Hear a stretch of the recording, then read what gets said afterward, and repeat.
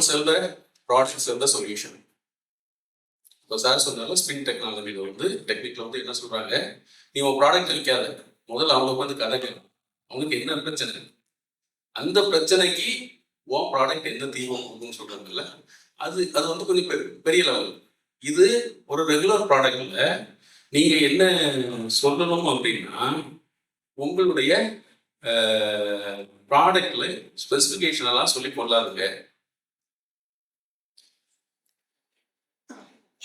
நீங்க ஒரு மேட்ரஸ் தயாரிக்கக்கூடிய ஆள் அப்படின்னா, உங்களுக்கு முன்னால வைக்கக்கூடிய கேள்வி, நீங்க மேட்ரஸ் வைக்க போறீங்களா, தூக்கத்தை வைக்க போறீங்களா?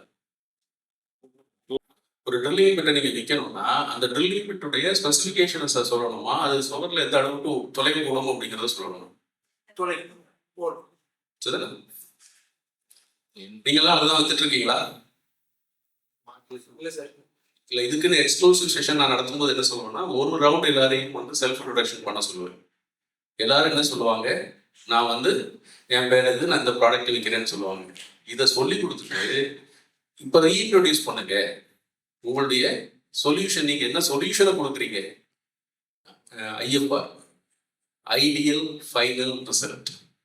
நீங்க கொடுக்கக்கூடிய ப்ராடக்டுடைய ஃபைனல் ரிசல்ட் என்ன, காரியத்தின் கடைத்தொகை என்ன?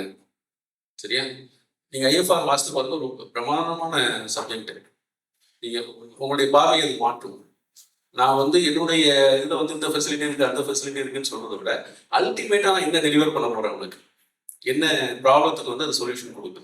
சரி, இதுதான் வந்து இந்த don't sell the product, sell the solution அப்படிங்கிறது. ஸோ